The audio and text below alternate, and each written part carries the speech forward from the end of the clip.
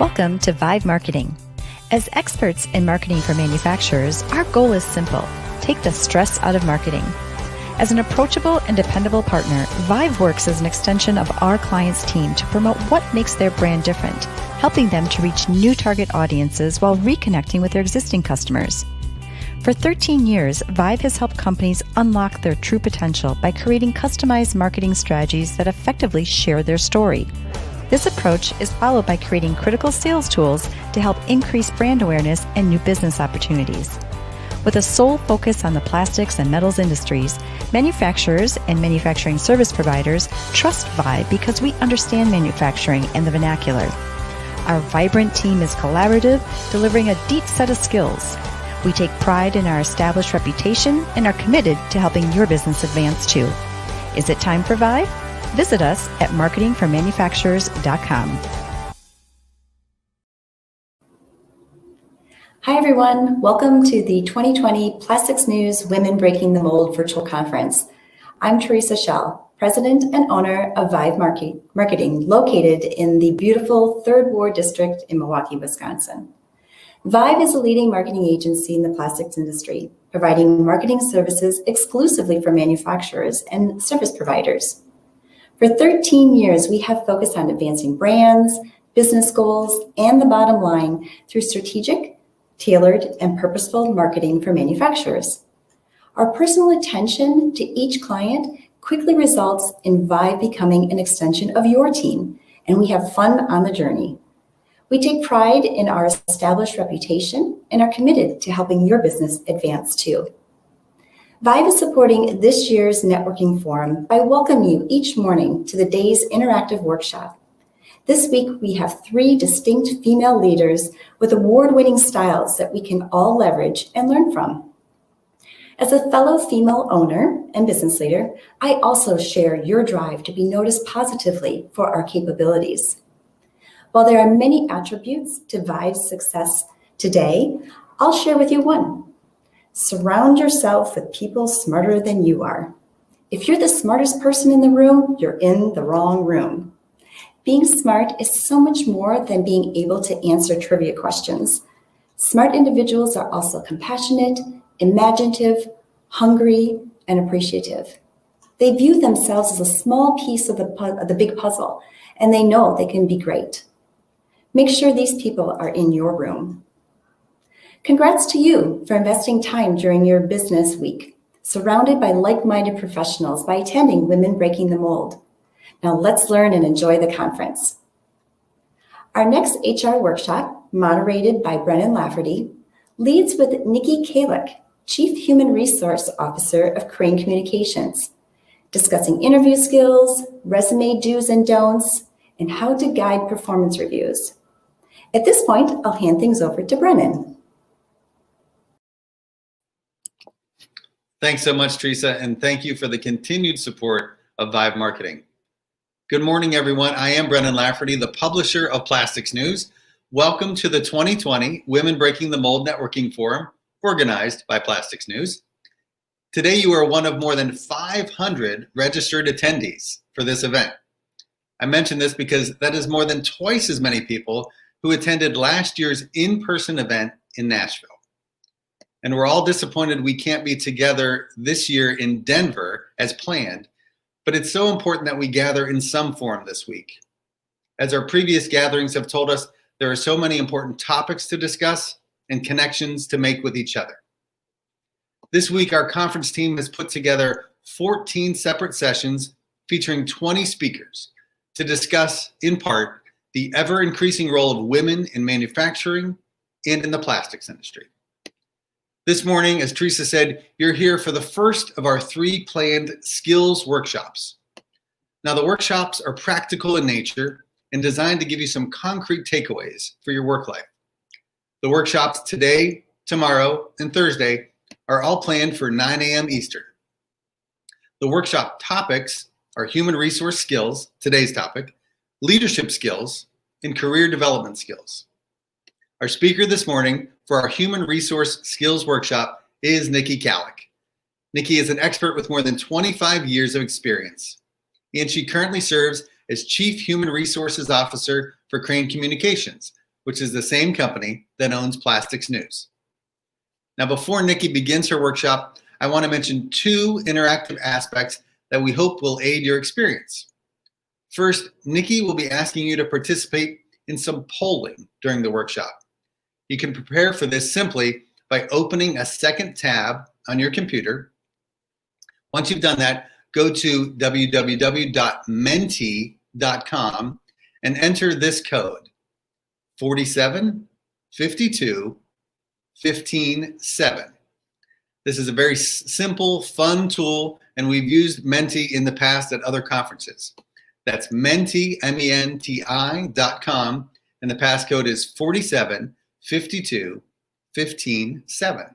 And hopefully you're seeing that information on your screen right now. Second, we expect and hope for lots of questions from you during this workshop. And you can send your questions in at any time. To submit a question, simply email pnevents@crain.com. Or if you're watching the live stream on social media, send your questions through LinkedIn, Facebook, or YouTube. And we'll answer your questions after Nikki's presentation. With that, let's get started with our Human Resources Skills Workshop. I'll hand things over to Nikki Kallek of Crain Communications.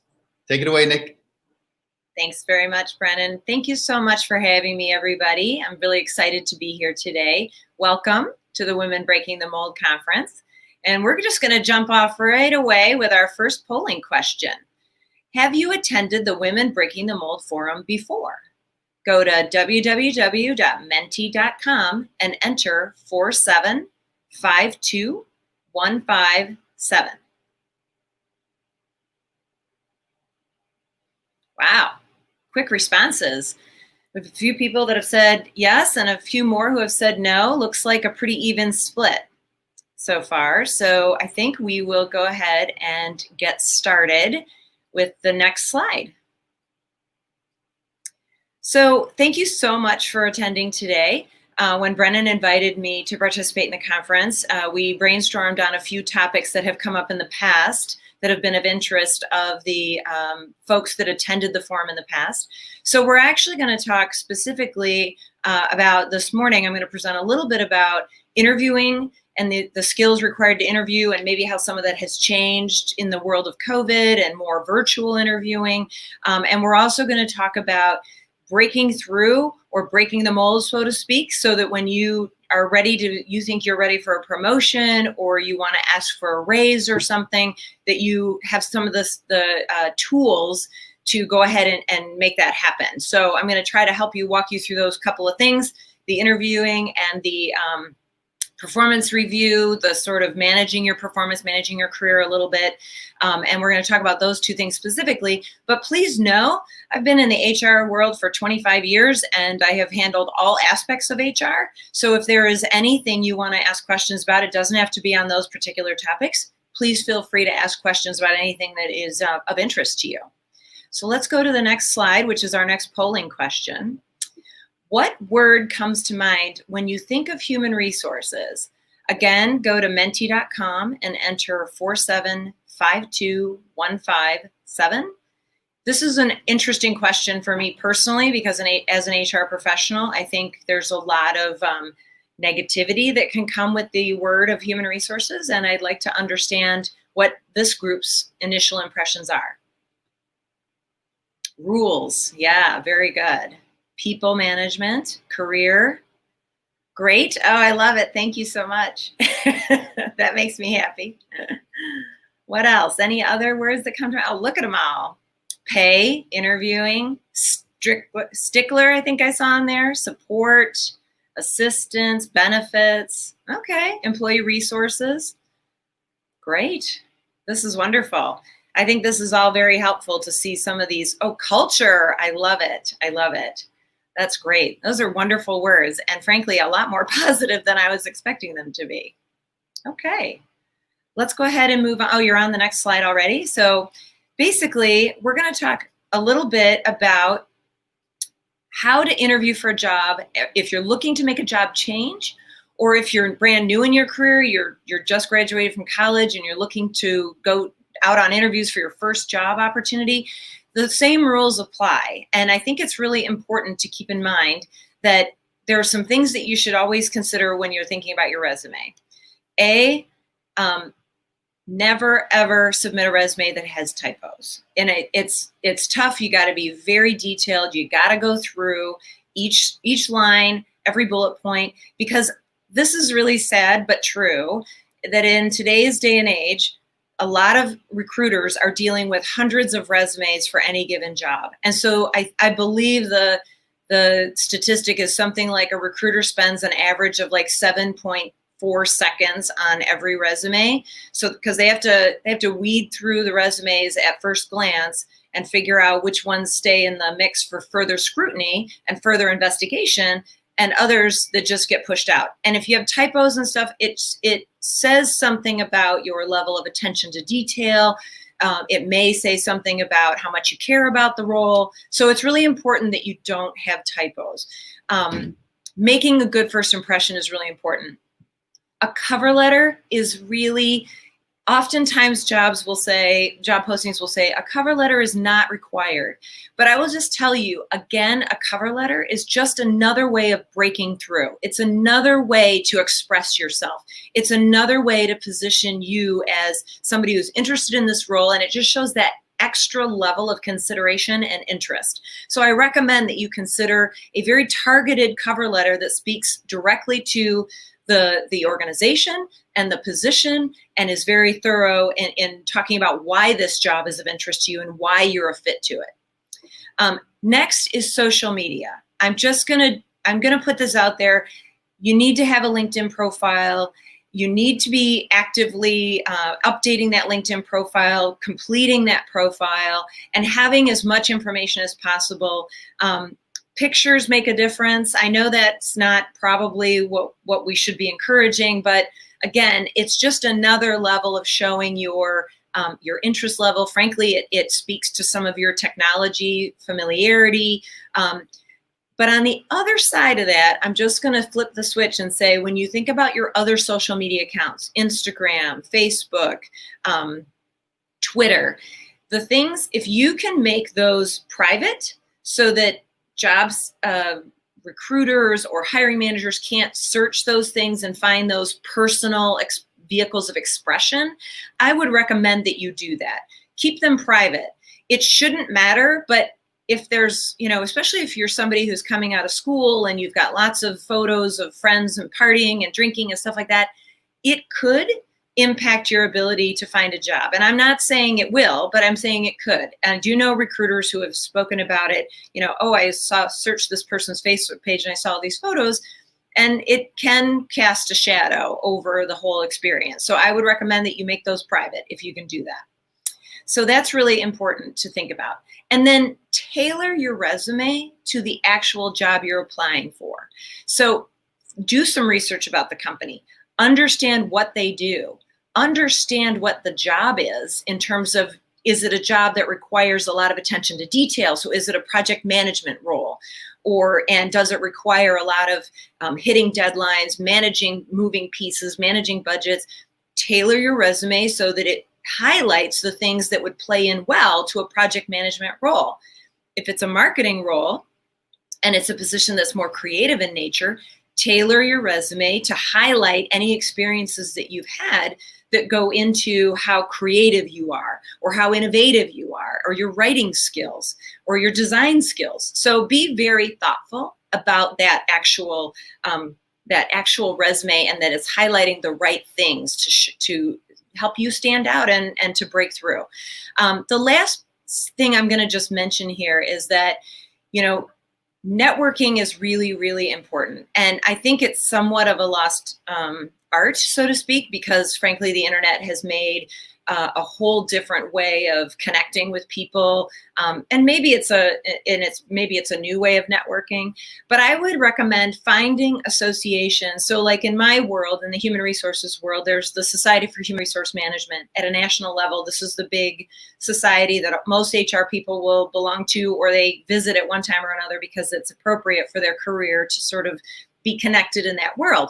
But there are local chapters. I happen to be the president of the Detroit Society for Human Resource Management, and we meet on a regular basis now. Since COVID, it's been virtual, but historically we've met in person and had networking sessions and the opportunity to learn from each other, share best practices. I can't tell you how invaluable networking can be. It can absolutely help you find that next job or find your first job. There's probably student chapters of these professional associations. I know there is for SHRM, for the Society for Human Resource Management, and I recommend that you go and take a look at those and try to get involved so that you can start expanding your network, expanding your opportunity to meet people who can find the right places for you. So the next slide, we're going to have another polling question, I believe. How often do you update your resume? Go to menti.com and enter 4752157.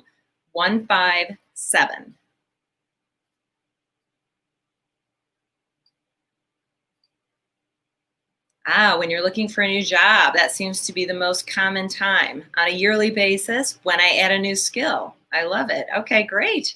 So there are not a lot of people adding it when they get a new skill or on a yearly basis. Most people are waiting till they find a new job.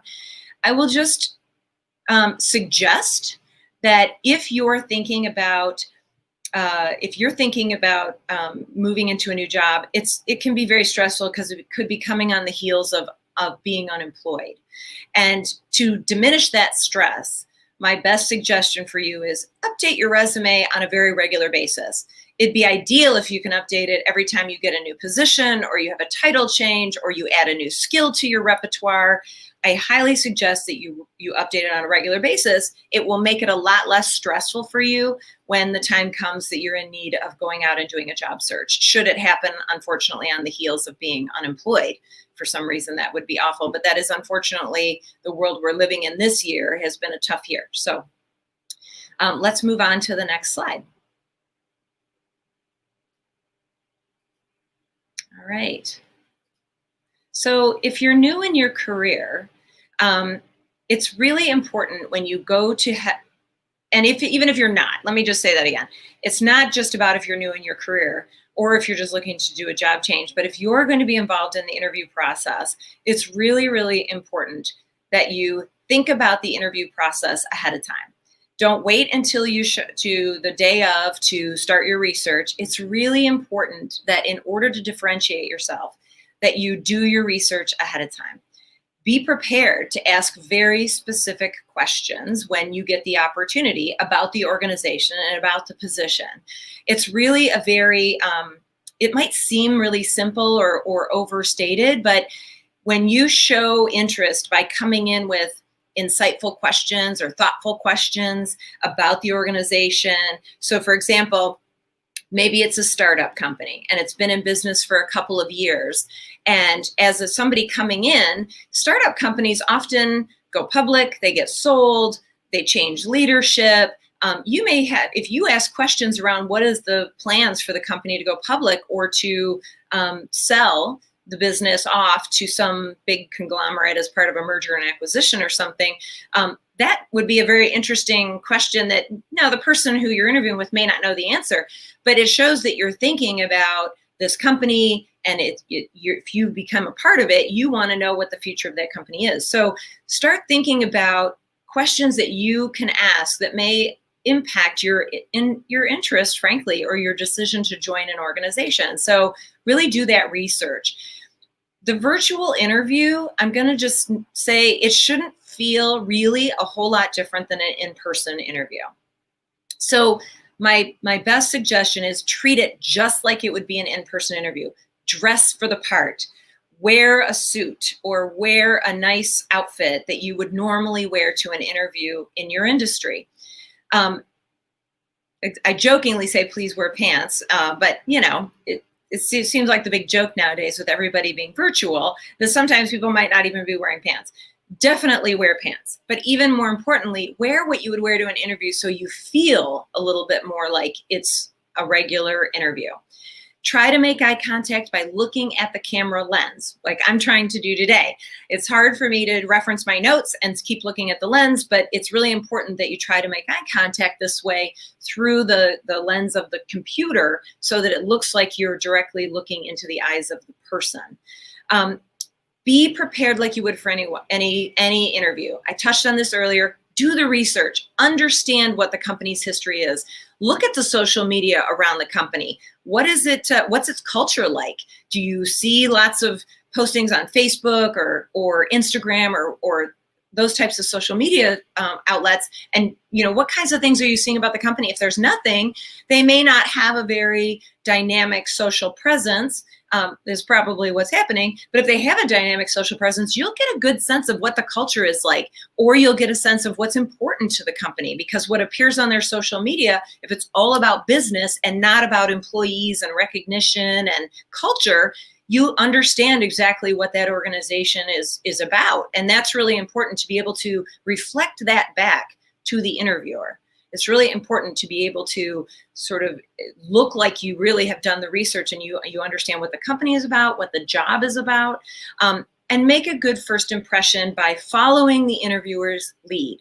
I always suggest that you smile. You can't shake hands, but when we are back to in-person interviews, my best suggestion on a handshake is make it firm. Do not make it limp or, a little like, I'm the queen and you shake my hand and you kiss my fingers. Don't do that. Make it a nice firm handshake and smile. Be open. Give that feeling of openness when you're interviewing, meaning you're smiling and your body language is open and you're inquisitive, and follow the interviewer's lead. If they're a very, let's get to this topic and then this topic and then this topic, structure your answers accordingly. Don't spend too much time deviating. I suspect that you should answer the question fully, but not go on and on and on. And if the interviewer likes to engage in small talk in the beginning, engage in small talk. Do your best to sort of mirror the tone that they have set.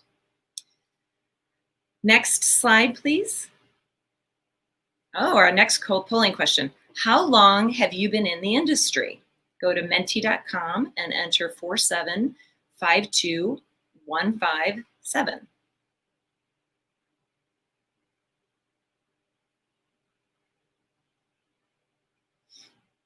Well, either I lost everybody and they tuned me out, or everybody lost connectivity, but I'm not seeing any answering. So I am going to move on to the next slide. Okay. So the next section is really about your career growth within an organization. So if you feel like you're not being paid fairly, or you feel like you're ready for a promotion and maybe your manager hasn't approached you about it directly, here are some tips to help you think about how to progress. So first and foremost, the time you've been in a job is not really a reason that an employer would consider you ready for a promotion. So I know a lot of folks come into a job and they're like, well, I've been in this job a year. Aren't I ready for a promotion? Maybe. The answer could very well be sure. But if you're not hearing that from your manager directly, then there are some steps you can take. First, make sure you're getting feedback from your manager on an ongoing basis in the form of a performance review or regular one-on-one meetings or team meetings or whatever it is. But what's really important is that you understand exactly how your manager feels about your work performance.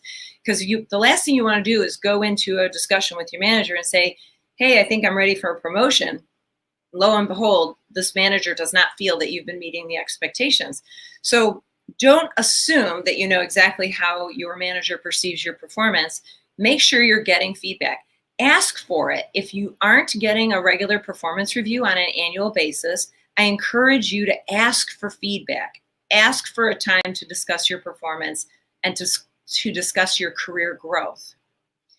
Make a list or document your accomplishments before you go into this meeting. Make sure that your manager, you are prepared to show and demonstrate some of the projects that you've worked on or some of the work that you've done that was successfully completed that can highlight the fact that you are ready for the next step. Think about what the next step is. So when you're going into this discussion with your manager, you've thought about what you want your next position to look like, and how have the accomplishments that you've achieved in your current role, how have they helped to prepare you for the next role? And be ready to link, connect those dots for your manager. Again, just the more you're cognizant of and the more you're thinking about how you've developed in your role and how that leads into the next role, helps just lay the foundation for a great case. Take advantage of tools that are on the internet. Now, as an HR professional, this drives me crazy when people come to me and said, I looked on payscale.com and it says I should be making $20,000 a year more, because I'm on the receiving end of it, right? People are coming to me or to their manager, and the manager's coming to me saying, hey, they found this information. Free tools are not the be all end all, but they're an indication, and they can help provide some general guidelines of where the position is in the marketplace.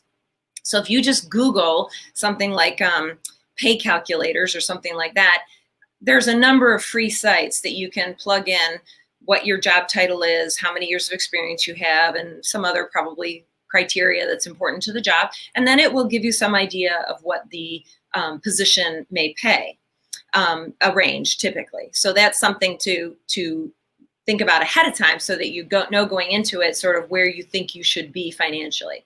Again, make your case. Be very respectful, be very professional when making your case. Try to remove all emotion from the conversation. It doesn't have to be, you can be passionate and you can be very assertive in how you feel about your accomplishments, but it has to be done in a professional and respectful manner.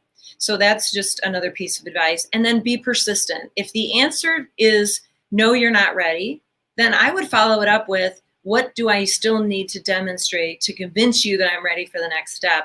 I feel like I'm working, that's my goal, that's where I want to be, and I want to make sure that I'm meeting your expectations going forward. So that's a great time to move, to push for what is it you're expecting so that I can focus on what's appropriate going forward. Next slide, please. All right, poll question number 5. Do you manage others? Go to menti.com and enter 47 52 15 7. No, okay, pretty good split so far.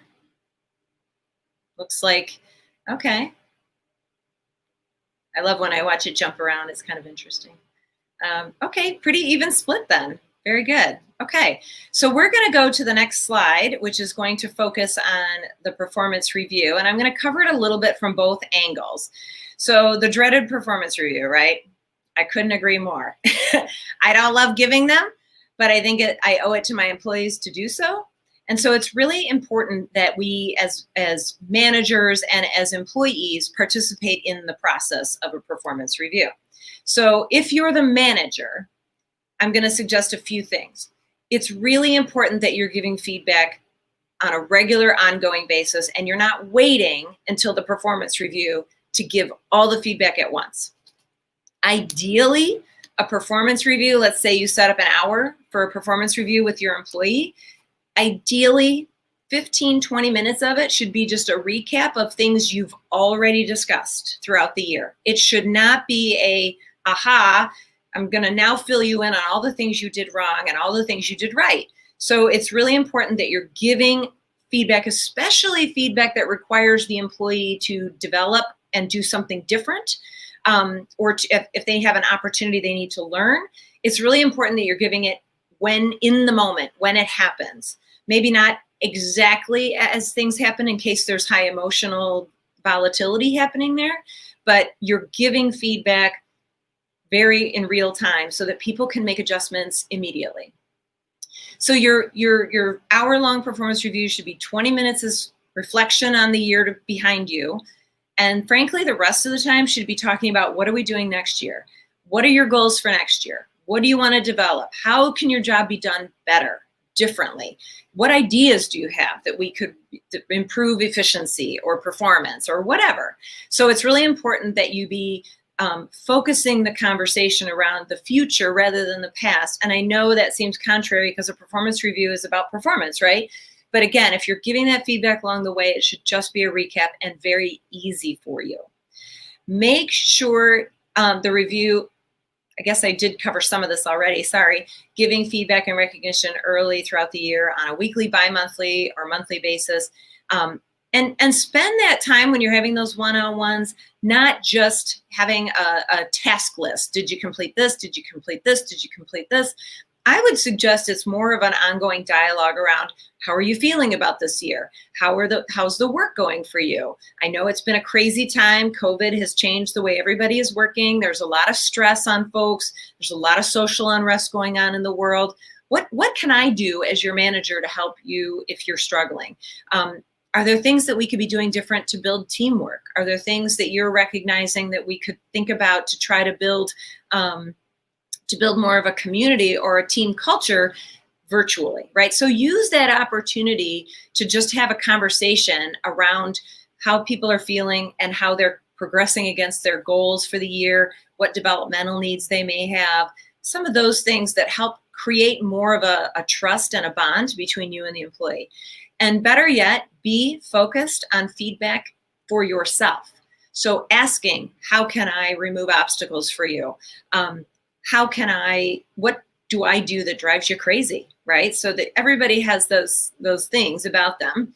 My team would say it's because I'm easily distracted. I squirrel and I'm like off in a whole nother direction, completely thinking about other things, and they have to bring me back sometimes. So that's, I know that about myself. So ask your employees a little bit about that. And then do your best as a manager to address training needs. Perhaps there's on-the-job training that employee may need, and you can apply it yourself, or you can find an internal resource who can help you create that training opportunity. Or if it's outside training, work with your finance team or whoever you need to work with to try to figure out if there's a budget to allow you to send someone to some sort of training. And there's lots of training opportunities these days. I mean, look at this conference in and of itself. This conference had half the number of attendees when it was in person. That's what I think Brennan said at the onset of this discussion. And now look at it, it's more than double. And that's because there's so much more opportunity for people to participate because they don't have to travel. And maybe it's because they had a very tight budget and their budget didn't allow them to travel in the past. And this year, now that it's virtual, there's an opportunity for them to attend. So as an employee, I'm going to transition to that. The performance review process is a two-way street. It should be collaborative and it should be a discussion. And I say that for both managers and non-managers alike. It should be an opportunity for both sides to express what they need, what they want. And if you're an employee, try very hard to be open to the feedback that your manager is giving you, even if it's not what you want to hear. So if somebody sort of blindsides you in your performance review, your manager kind of blindsides you and you had no idea they weren't happy with your work product for whatever reason, then do your best to take it in stride. Do your best not to get emotional, but ask for examples. Ask for clarification. So ask that your manager give you examples of exactly where you did not meet the criteria, or you missed the mark, or et cetera, whatever. And then use the opportunity as the employee, before your manager closes out the performance review, if they haven't asked you about your career development, if they haven't asked you about skills that you would like to develop going into the next year, make a point of bringing that up. This is your opportunity. I tell employees all the time, Crain is a very open environment when it comes to embracing training and development, but sometimes, a lot of the times, it's incumbent upon the employee to bring it forward to the manager and make it known that there's an interest in this training or that there's a need for this training. Your leadership, your managers don't always recognize on the fly when things are happening that there's an opportunity for someone to develop a new skill or learn a new tool or something. So it's really important that employees bring it forward. No good manager is going to fault you for doing something like that. All right, I think that is all I'm going to talk about on that slide. I think we have one more polling question, perhaps. Oh, no, we're just going to move right to questions. So if there are any questions, fire away and Brennan will flag them as we go. All right, thanks so much, Nikki. Hey, I wanted to share with everybody the results that were not popping up. I could see in the corner, we were having people answer the question, how long have you been part of the plastics industry? So it was pretty split across the four choices, but not the majority. The largest percentage of people were 0 to 5 years. Oh, 40% of the people. Yeah. That's great. Well, I hope the feedback then on performance reviews and career development, I hope that's really helpful for you, because, you know, what's really important is there's a couple things going on in the workforce today. One is there's a lot of companies are still sort of operating in this era of the industrial age, and not in the era of the information age. Right. And I think COVID has sort of catapulted a lot of companies into more of thinking along the lines of the information age, which is less physical time in a job 9 to 5 and more do your work, where you need to do your work, how you need to do your work, and there's more flexibility coming. And I think it just creates an opportunity for employees to sort of start to think about and redefine how they approach their career and their career development. So, you know, keep that in mind, that, you know, there's opportunity happening here that will allow you to progress in your career, and you just gotta sort of take the bull by the horns and go ask for it. For sure. Yeah, and I think this pandemic has opened up a lot of employers and managers' eyes to the fact that, okay, gosh, I used to insist everybody be here. I used to look at my geography as my hiring pool, and now I think for some jobs, it's a lot bigger than that. Agreed. Some you can't get around it, but right. For some you can, many office settings. Yeah. That's right. So to our audience, I'll remind you, if you'd like to submit a question, you have the scroller going by with the email pnevents@crain.com. And if you're on social media, send your questions through Facebook, LinkedIn, or YouTube, and we'll get those to Nikki. So Nick, here's the first question from a viewer. We are not having a great year financially, but more is being asked of me and my team. It feels like the wrong time to ask for a raise, but I've never felt more deserving of one. Yeah. Any advice? Yeah, so I completely understand what you're saying.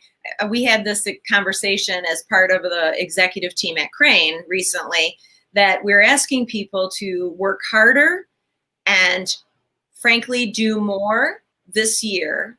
And we already told people there aren't going to be bonuses paid out, most likely, because the company finances are under great constraint. So it's really important that you know that going into it. I still think, especially if you're going to have an annual performance review with your manager, they're probably going to be saying to you, it's not a great year. You know, we may not have annual increases, merit increases, or whatever they call them at your organization. But there's nothing wrong with highlighting the accomplishments of your team, the workload of the team, what they've taken on that may be more than what they're used to in the past. And frankly, you can talk to the manager, and I would encourage you to do it depending on your relationship with your manager. If you have a good relationship with your manager, I don't see any reason why you shouldn't bring up that you would like to be considered for a promotion or a compensation change the next time it's feasible, when the company is in a better position financially.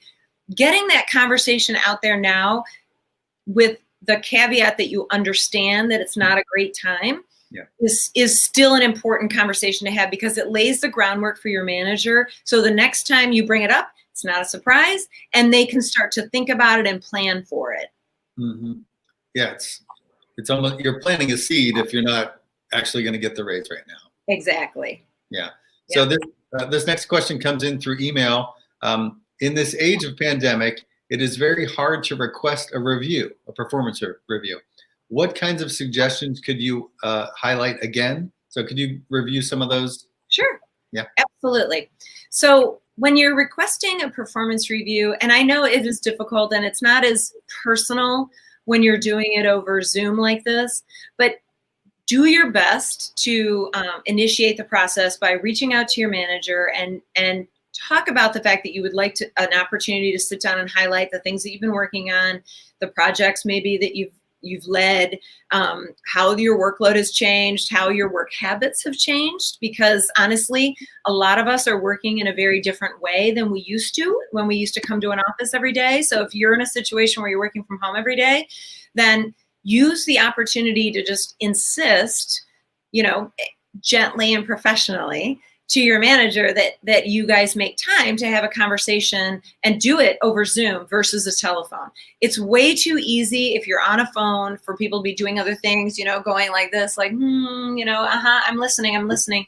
But if you're doing it over a Zoom or some other tool that you have in your organization that allows you to video interface like this, I think you'll get a lot farther. So, and again, do your homework ahead of time. Think about the things that you've been working on. Think about how your workflow has changed, or your workload has changed, or the way you work has changed. Is that good? Is it bad? Are you as effective? Are you more effective? Is there more things you can take on as a result of these changes? It could go either way. So be very thoughtful about your own opportunity to highlight these things to your manager, and then gently but persistently ask for a conversation. And if you're not getting it, here's where I would suggest that you raise your hand and talk to your HR department. We had that polling question early on, and HR, look, it's not the same in every organization. As a matter of fact, it's probably very different from organization to organization. Some industries are very heavily regulated, like healthcare, and as a result, HR tends to be very compliance focused, right? They have to be, because the safety of their employees and their customers or their patients is very important to the organization's success, and so they have to be very focused on those things. But I guarantee you, most HR professionals go into HR because they want to help people succeed and they want to help people grow in their organizations. And so if you're having trouble getting a manager giving you the opportunity to have that conversation, I'm not saying you go tattle, so to speak, on that manager, but perhaps having a conversation with one of the HR people in your organization can give you tips on how to get that person to sort of respond or to make that meeting happen. But use your HR team as a resource. By and large, again, they go into the field because we just want to help people. I hear that from every single new grad coming out of school who has a degree in HR. I say, why'd you pick HR? And they say, I really want to help people. Well, it is a very tough job to do, because technically your HR team is not only trying to represent employees and their needs, but they also have to represent the organization's goals and be very strategically tied in with what the organization is looking to do. But ultimately, at the end of the day, when HR folks are held responsible for making sure that the company succeeds, it's because they're doing the right thing by employees. So use your HR team to try to help you figure out how to make that meeting happen if your manager is really kind of not giving you the attention that you need. Yeah, try to think of them as a coach or an advocate. Exactly. Hopefully that's the case for most people. I hope so too. So Nick, there's this sounds like a question coming from a manager. We had about half of the folks surveyed say they manage people. So the question is, we've hired new employees this year. Typically, I would take them to lunch or grab coffee, but for some of them, we've never actually met in person because their job can be done virtually. How do I make those people feel welcome and a part of the team? Yeah, that's actually a really good question, and I suspect we'll probably get into more about that later in the week at our session around COVID, or our Ask the HR Managers. I think that's one of the topics. But, there is no great answer for that other than I would ask the employee to sort of say, hey, typically in the past, I would take someone to lunch and we'd have an opportunity to get to know each other personally a little bit. I'd still like to do that because I feel like developing a relationship is really important. What's a good way for you and I to do that? Is video a good way? Should we just have a phone call on Friday or every Friday just to sort of spend a little time together, getting to know each other? If the person is a particularly shy or introverted person, which sometimes folks might not want to do the one-on-one thing with their manager, it's uncomfortable for them. Mm-hmm. You could do a group conversation. So you could say every Wednesday we're going to have lunch as a team, and we're going to do it on Zoom or on whatever platform you're using. And you can say come bring your lunch, bring if it's a happy hour, it's bring a drink, and maybe use some sort of a icebreaker type questions to get people just talking about stuff and maybe laughing and sharing a little bit, that allows people to sort of feel like this is a very casual opportunity to get to know people. We've had folks at Crain where they've done happy hours together, and everyone had to submit a baby picture of themselves, and then somebody coordinated it and they put it on the screen, and people got 3 guesses to figure out who it was. And so you could do fun things like that, or you could do like, what was the first movie you saw in a theater that you can remember, and what do you remember about it, or something like that. So you can just pick really silly kind of random questions that allow people the opportunity to just sort of break down some barriers and just be people. Yeah. We've certainly done that at Plastics News, and there's been some sharing afterwards, through email. So you can tell people take something away from that. Absolutely. Yeah. Okay. You didn't cover this, but I think it's a question we all struggle with at times. What's the secret to balancing home and work? I'm home more than I've ever been. It doesn't seem like I'm winning this balancing act lately. Yeah. And, I get that question a lot. And honestly, I feel like it's sort of a different answer depending on who you are as a person and what energizes you. The whole work-life balance thing is sort of, I think, a myth these days, because technology has us literally wired in to work all the time.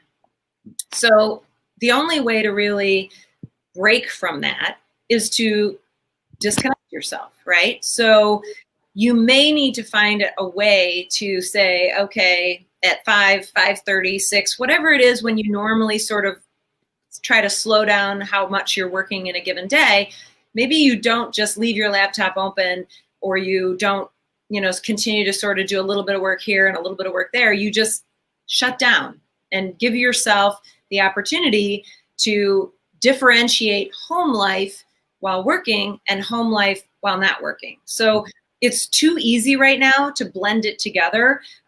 It just does. And I think that it's so funny because people always say to me, I need more work-life balance.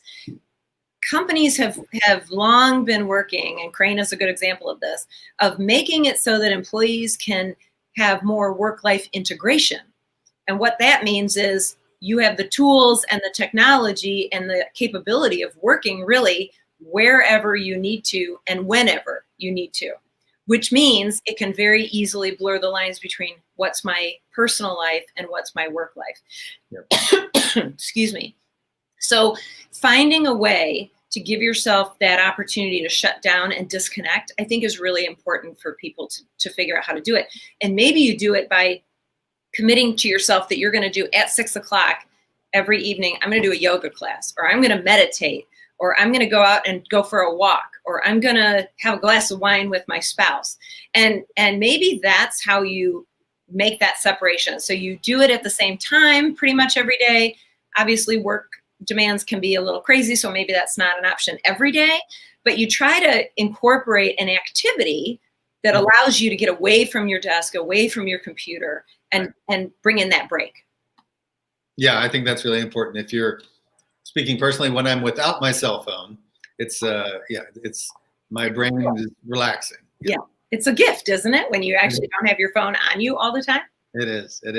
So here's a question from LinkedIn. Okay. Can you suggest ways we stay positive during these times with budget cuts? Oh, yes. That's right. Yeah, I mean, positivity is not something that comes easy to everybody. And I recognize that is the case. Some people are sort of wired to be positive no matter what.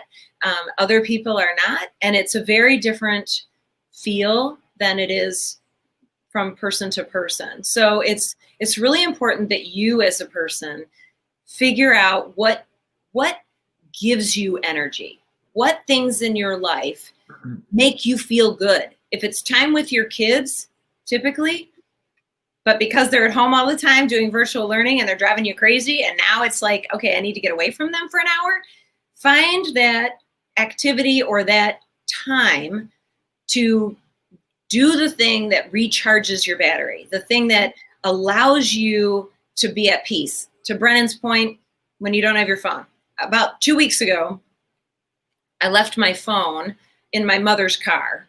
I didn't know it was there, and I was a little freaked out for about the first hour, and then it was a Sunday, so I'm like, if I can't find it, I can't find it. And I have to say, it felt really good to just not even think about, I should check my email, right? So that, for me, I have activities in my life that make me feel really good, that are positive for me. And, I guess budget cuts are one thing, or budget constraints are one thing that causes stress or can be unpleasant and causes people to feel less positive. But there's lots of other things going on in the world right now that have people feeling like positivity is missing. So all you can do is, I think, carve out the things that are important to you and the things that bring positivity to you and the things that bring positivity to the people around you. So try to think just about the stuff that gives you joy and allows you to feel like you're recharging, you're re-energizing yourself, and carve time in for that every day. And, some people I know love to meditate. They didn't used to before COVID, and now they're doing it. I don't know if you've ever tried it. It can be quite soul healing, but it's a discipline for sure. It takes time to learn it. So you have to just sort of decide what is best for me, and then make sure you do it every day. Make sure you do it every day so that you're not feeling like you're missing out on something. Yeah, well said. Here's another question from email. Nikki, can you talk to trends we are seeing with women in leadership positions? Are we seeing more women in executive positions? Is there an upward trend here? Yeah. So to answer your question, there is an upward trend. More and more women are taking leadership roles. It is not happening, honestly, at the pace I would like to see it. Interestingly, I was just reading an article in, I believe it was Harvard Business Review recently, that said that there are these list of qualities that people in general, male and female both, rank as being more positive for women than for men. And they listed things like collaboration, ability to create consensus, ability to I can't remember what all of them were, but there were all these qualities that were listed by a leader, like what associated with a good leader, and women scored higher on almost every single attribute with the exception of two. And one was decision making, one was risk taking, and the other was negotiating good business deals. Every other attribute, leadership attribute, both men and women, they ranked females as being higher in some of these other attributes. And if I can find it, I will share it with Brennan or something. It was really interesting. But it was sort of interesting because you would think intuitively that women in leadership would be, like we should just do it, because they bring a whole different set of skills to the leadership of an organization. I mean, look at Mary Barra, for God's sakes, the CEO of General Motors. She has set the whole new bar for women everywhere. I mean, to be a CEO at a major organization like General Motors and be a woman, she has shattered the glass ceiling. But the problem is it's not happening enough yet in multiple industries. It's not happening at a rapid enough rate yet.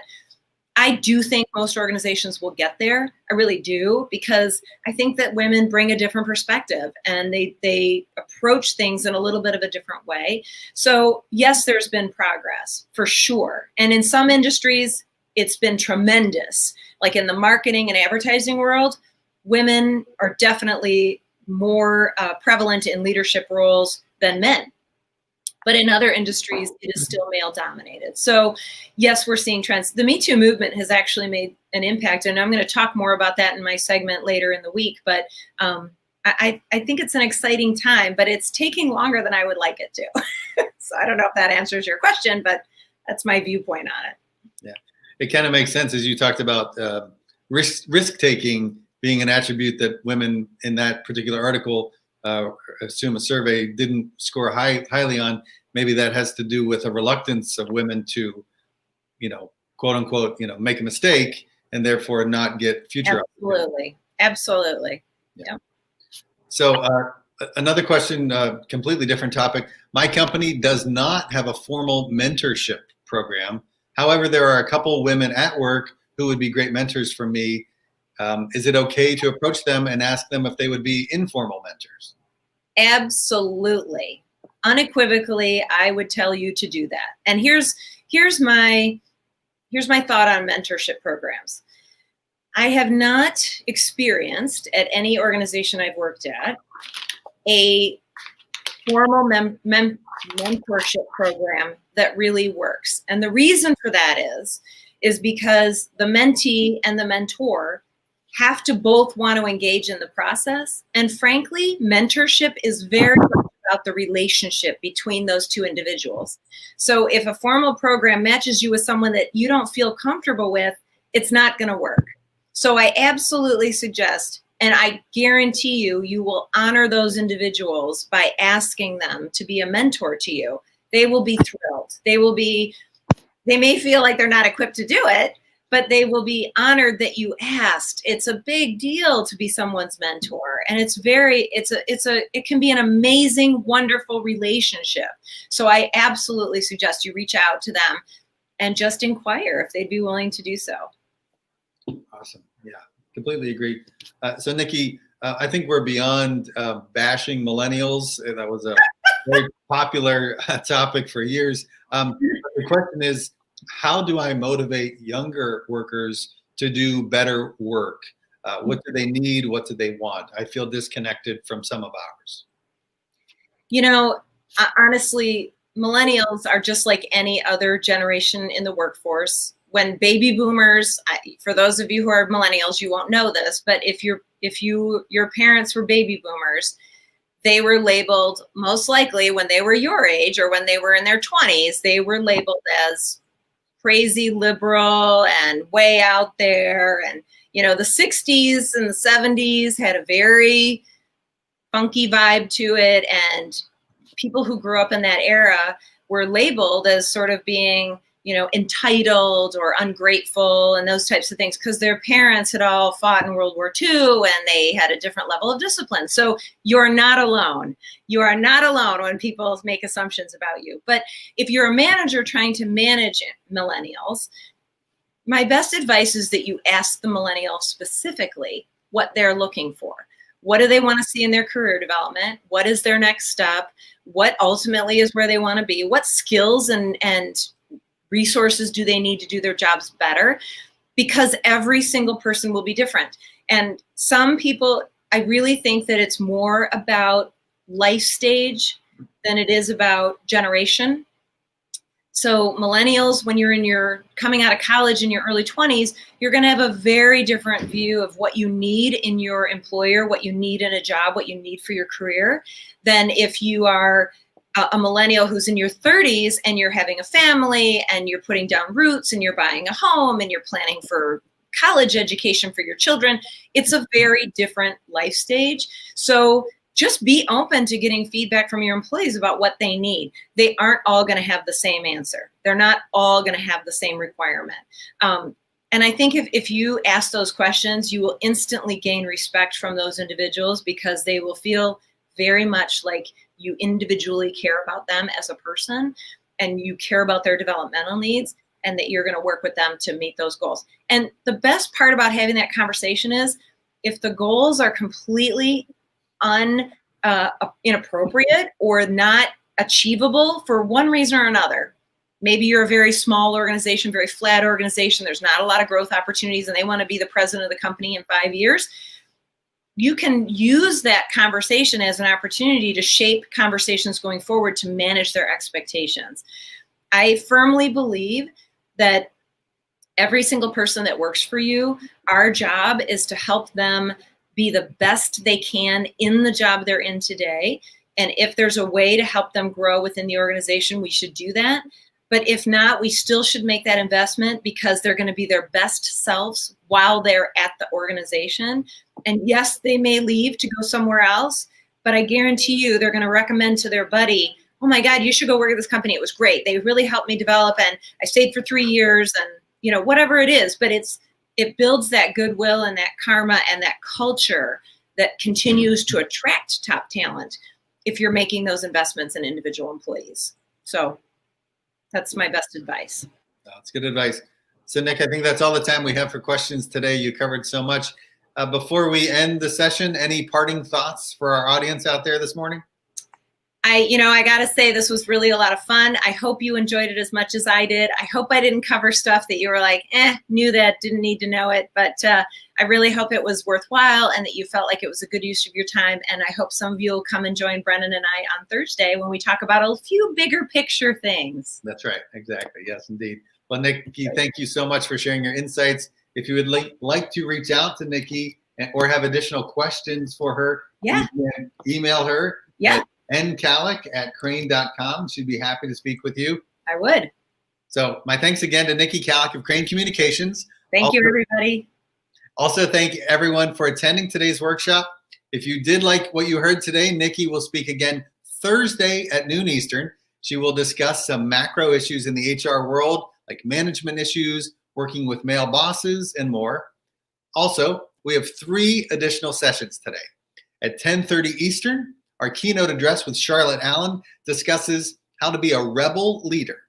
At noon, we'll feature an Ask the Expert session with Integrity Tool. And at 2 p.m. Eastern, we host a 4-person young professionals panel providing case studies in leadership. I hope you can join in for all of those. Until next time, I'm Brennan Lafferty. Thank you for attending the Women Breaking the Mold Networking Forum, organized by Plastics News.